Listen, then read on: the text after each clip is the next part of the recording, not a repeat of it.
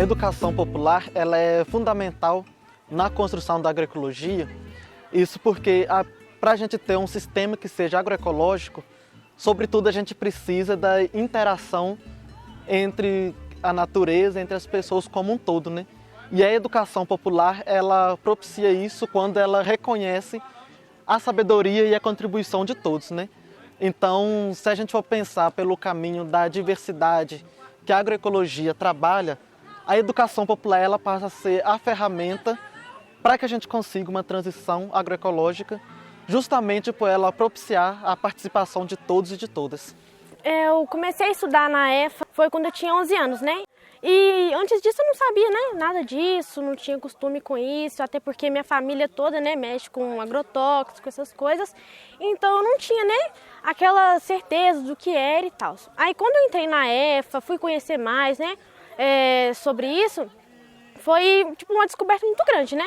Porque até então eu não sabia, tipo assim, o quanto mal faz, né, o agrotóxico e o que o meio convencional, tipo assim, traz pro meio ambiente, né? E no começo desse ano a gente foi numa propriedade rural aqui de uma agricultora familiar, né?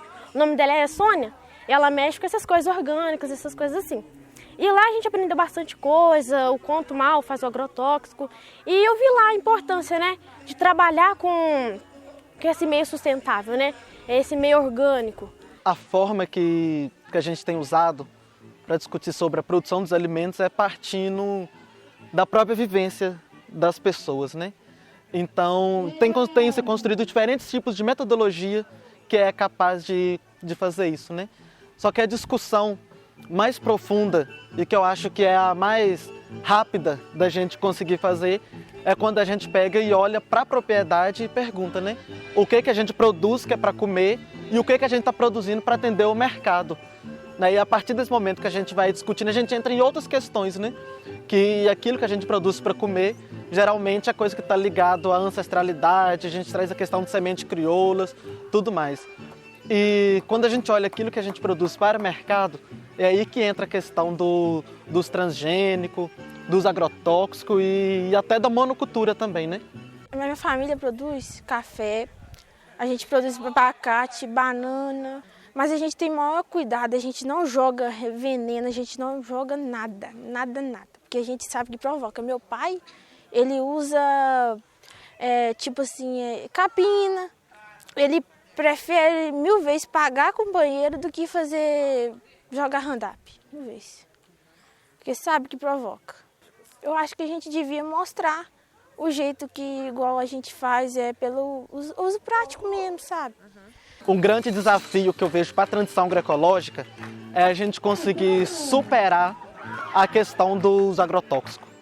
Porque essa é uma questão muito forte que a gente tem no movimento agroecológico, né? A gente constrói alternativas para que a gente vença a demanda do agrotóxico, mas quando a gente está nos nossos espaços de discussões, seja com a juventude do campo, com os agricultores, essa questão acaba aparecendo como se fosse inevitável. Eu tenho, né, um parente meu até que ele mexe com plantação de abacate.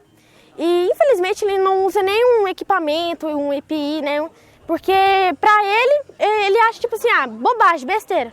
Porque pra ele foi criado daquele jeito. Aí eu acho tipo assim, que se ele, né, olhasse para o outro lado, olhasse para a família dele, olhasse para a saúde dele principalmente, eu acho que mudaria muita coisa, porque o uso excessivo que ele faz, né, nessas plantações é muito exagerado, sabe? E tanto está prejudicando o solo quanto a saúde dele. O que eu já falo para ele, o que eu aprendi aqui na escola sobre, né, o uso excessivo, eu levo para casa, mas infelizmente nessa parte não é tanto ouvida, né? Aí nem, tipo, chega no assunto, mas tentar a gente tenta, né? Então eu acho que aqui na EFA eu tive esse pensamento, né? Que às vezes a gente tem que olhar o lado da pessoa também. A gente tem que fazer ela seguir o caminho certo, sabe? E indicar, porque a gente quer o bem de todo mundo, né? Querendo ou não, existe pessoas, né, com um pensamento negativo. Mas a gente aqui na escola, a gente quer fazer a diferença, né? Não como eu, mas todo mundo aqui, né, da formação, as pessoas que já formaram aqui, né? Foram embora, né, da escola com esse aprendizado, que a gente tem que estar aqui para fazer a diferença. A gente está aqui, né, para mudar essa realidade. que a gente acredita que existe sim uma forma de produzir sem agrotóxico e a gente tem provas concretas disso, mas quando a gente está dialogando com os agricultores familiares, eles colocam diferentes questões, seja relacionada à quantidade de pessoas para executar o trabalho, seja pela dificuldade de acesso ao produto agroecológico e seja também pela dificuldade da questão do tempo para se produzir, né? Então a gente vê que para a gente discutir a questão dos agrotóxicos, a gente tem que discutir inclusive questões de economia.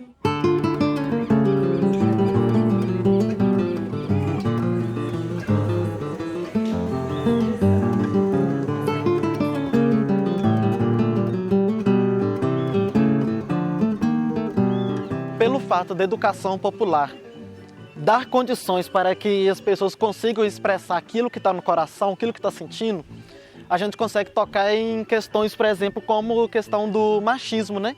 O que acontece muito, né? Geralmente as meninas, elas pegam e trazem questões do tipo, né? Ah, lá eu só ajudo a trabalhar na roça, né? Ou então, eu trabalho na roça, mas eu não tenho direito à divisão da renda no final do mês. Então a gente acaba discutindo o machismo também, porque que a educação popular privilegia as pessoas que estão participando, né? E quando a gente tem agricultoras, agricultores, né? Quando a gente tem diversidade de pessoas, essa diversidade de ideias, ela também se expressa na discussão e aí não existe uma fronteira, né? Porque a pessoa vai trazer aquilo que lhe toca no coração, a sua dificuldade e a sua vivência de fato. Eu tenho vários sonhos. Quando eu decidi vir para a EFA, eu pensei, nossa, eu amo a agricultura, eu gosto do lugar aqui onde eu moro, meu terreno lá, maravilhoso. Então, eu queria pegar essas práticas que eu estou aprendendo aqui na escola e passar para minha família e mostrar para as pessoas também, e apresentar a EFA para as pessoas. Porque a EFA, ela é muito boa para as pessoas saberem disso. Entendeu? Porque o aprendizado daqui é maravilhoso, muito bom. Isso me ajudou muito e eu pretendo, se Deus quiser, se eu sair formada da EFA, eu posso fazer uma faculdade, se Deus quiser. Na vida não adianta você querer fazer um trem só porque o outro faz, só porque causa dinheiro. Se não for gosto, não vai para frente. Eu acho que o dom não precisa não, mas o principal é você gostar de alguma coisa. Aí você se supera, você vai além dos seus limites. Às vezes a pessoa nem entende muito de alguma coisa, mas se ela gosta daquilo, ela vai procurar, vai estar sempre curiosa. Aí ela vai encontrar limitação e sempre vai estar fazendo auto-reflexão, né? Até que ponto a minha capacidade, eu tenho capacidade para isso, né? Aí quando a gente faz essa auto-reflexão, a gente descobre que a gente pode ir além. Lá em casa, meu pai sempre foi sindicalista. Se você perguntar ele a história do sindicato, se parar ele e o João Lima, vocês vão escutar a história que chega pro Alzheimer. Aí eu sempre tive isso dentro de casa. Eu era menino, as reuniões da PJR era lá em casa. Aí a gente foi conhecendo mais gente. A gente ia para outra cidade, igual hoje a gente tem muito amigo na Gímea, já fomos para Pernambuco 2 vezes. Aí eu fui me achando no espaço, né? Entendendo que morar na roça hoje é uma questão de opção, de escolha, não é obrigação de ninguém. Porque antes tinha essa, né? Você vai ficar na roça porque você não tem acesso à educação, você não pode estudar. Hoje essa realidade é muito diferente. Tanto financeiramente quanto de meio de vida. Hoje quem mora na roça eu acho que é privilegiado. Aí nisso eu fui gostando. Aí depois eu entrei na direção do sindicato enquanto juventude e estava na coordenação enquanto cursinho e enquanto escolinha. Foi aí que eu decidi que a roça era meu lugar mesmo. Porque eu lembro que na época, quando eu formei, eu podia escolher entre ir para o UFV ou ficar na roça. Aí acabou que eu optei, não me arrependo da minha escolha. E hoje, se eu estou na roça, aí, se você falar comigo, eu tenho orgulho de falar que eu tenho as mãos todas achadas. Se você for conversar comigo, eu acho que 80% do meu assunto vai ser de café ou de porco. Porque hoje as coisas que eu gosto de fazer na roça é isso. E eu não me arrependo, cara. Porque hoje eu vejo que a gente é uma opção mesmo. Então, eu acho que a questão da identidade, da gente se aceitar enquanto jovem da roça, entender que aqui onde a gente mora não é o fim do mundo, que não é um lugar feio, que é o Carnaval da Roça, aí, onde bobo, que onde a gente mora, a gente tem que dar valor, que a gente nunca deve menosprezar, falar assim, eu vou embora desse lugar que aqui não vale nada. Não é assim. E sempre foi essa questão da identidade do jovem da roça, de entender as questões políticas, como a gente se inclui socialmente. Eu entendo que na vida tem as classes sociais, tem o pobre, tem o rico e tem uma correlação de força. E onde a gente está? Porque de vez em quando eu vejo as pessoas falar, a gente não pode falar de política, que política é briga, que não sei o quê. Só que se você for prestar atenção, quem tem dinheiro e a parte rica da sociedade sempre esteve, sempre vão estar envolvidos com política. E que a ideia deles é deixar a gente bobo, bobado, achar que isso não... que a gente não discuta. Que hoje a maioria dos avanços que a gente teve, tanto na roça, tanto na cidade, foi através da política. Esse projeto, o Forefront, ele foi muito importante porque ele trouxe uma outra dimensão para a gente enquanto agroecologia aqui na Zona da Mata, sabe? Quando começou todo aquele processo da gravação dos vídeos, né?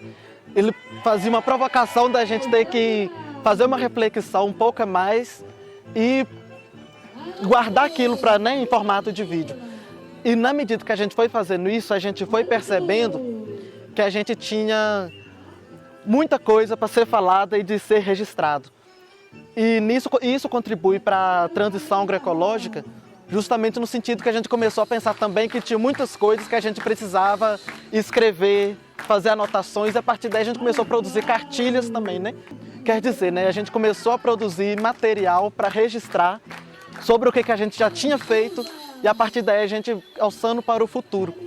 Então eu vejo que o Forefront ele teve essa função de um processo de educação, sabe?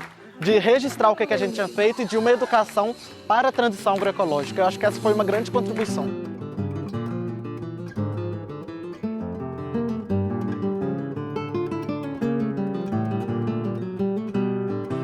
A primeira coisa, a gente precisa de ir construindo alternativas para a gente se desvincular do mercado de fato, né? E isso inclui a gente construindo redes de economia solidária. Porque quando a gente fala, por exemplo, que a gente precisa de produzir uma grande quantidade de milho num curto período de tempo, a gente está falando que a gente precisa de atender um mercado específico que demanda esse tipo, né?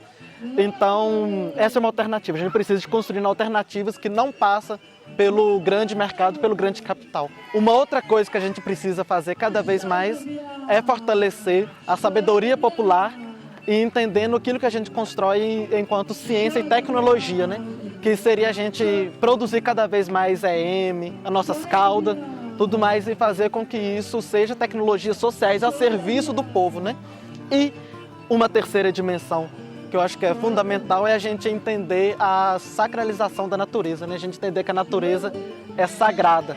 E a gente construir essa alternativa a partir da nossa mística, da nossa vivência, entendendo que a terra, ela é mãe, né?